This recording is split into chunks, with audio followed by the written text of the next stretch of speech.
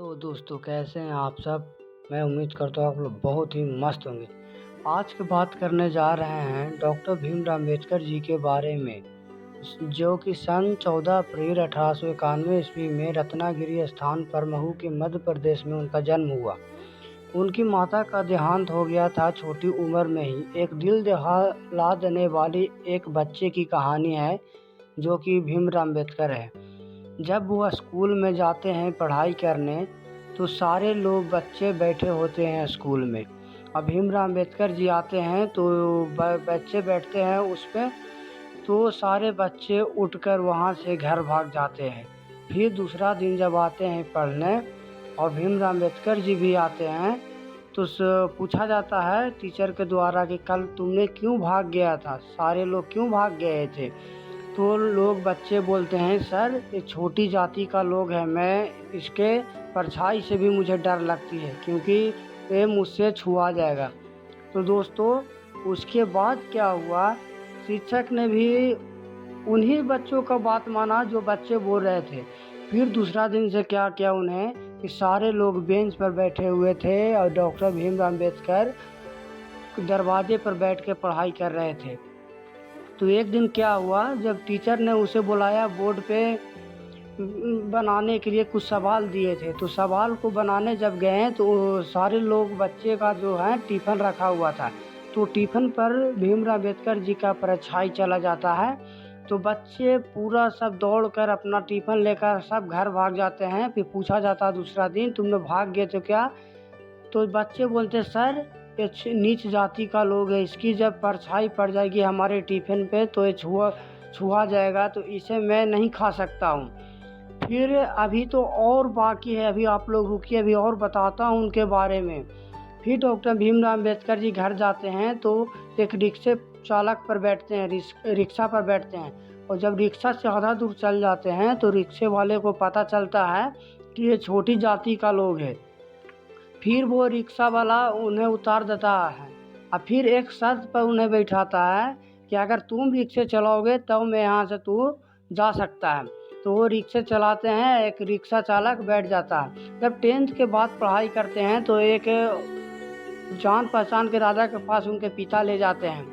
तो वो बोलते हैं कि मुझे यहाँ तो छुआछूत की बीमारी से मुझे पढ़ने कोई नहीं देता, अब मैं विदेश जाऊँगा पढ़ने और देखता हूँ विदेश में पढ़ लेता हूँ तो मुझे वहाँ पढ़ने से कौन रोकता है।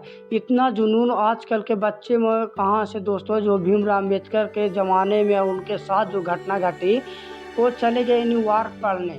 न्यूयॉर्क में MA political science, MA Hindi, MA English सारे पढ़कर, और जब उन्हें PhD की उपाधि लेकर जब भारत आए तो जो राजा उन्हें भेजे थे पढ़ाने के लिए न्यूयॉर्क, उनसे बोलते हैं कि सर अब तो मैं पढ़ लिख लिया हूँ, अब मुझे यहाँ पर आप काम दीजिए। तो जैसे कि कोई बड़े अफसर के एक मुखिया ही बना दो ना, तो पहले ज़माने में एक मुखिया बना दो तो बहुत बड़े के लोग की बात, बहुत बड़े की लोग की बात हो जाती है, कलेक्टर की तरह हो जाती है। तो एक चपरासी आता है उन्हें फाइल देने, तो फाइल फेंक देता है। सोच लीजिए कि अभी भी छुआछूत की बीमारी खत्म नहीं हुई है। जो उनके साथ बचपन में घटता था जो अभी भी उनके साथ घट रहा है। फिर क्या होता है कि एक चपरासी जो कुछ पढ़ा लिखा नहीं है, एक PhD किया हुआ आदमी जिसे बहुत ज़्यादा ज्ञान है, उसे फाइल फेंक कर दे रहा है।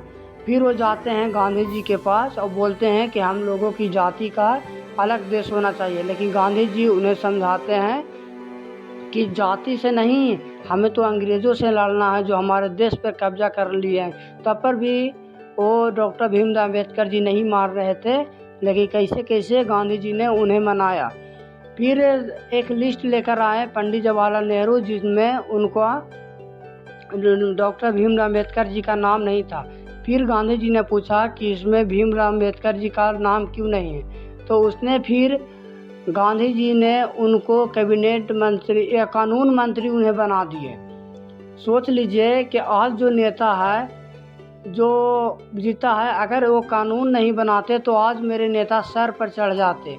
मैं तो ये बोलना चाहता हूँ कि आज भी जातिवाद चल रहा है, जिनको अरे भाई तुम्हें जाति से आज़ादी दिए हैं डॉक्टर भीमराव अम्बेडकर, तुम्हें हक की लड़ाई लड़नी है अपनी, तुम अपने हक की लड़ाई क्यों नहीं लड़ रहे हो। अपने हक के लिए लड़ाई लड़ो, जो तुम्हें इतना सारा विचार के रूप से दिए हैं। आज भी नेता लोग वोट मांगने जाते हैं कि जाति पाति के नाम पर वोट नहीं देना है, लेकिन जाति पाति के नाम पर ही वोट मांगते हैं। तो मैं चाहता हूँ, बस इतना ही बोलना चाहता था, क्योंकि आज डॉक्टर भीमराव अंबेडकर जी का जन्मदिन था, इसीलिए मैं आज वीडियो बनाया हूँ। Thank you very much. मेरा अगर वीडियो अच्छा लगा होगा तो लाइक सब्सक्राइब शेयर ज़रूर कीजिएगा। Thank you.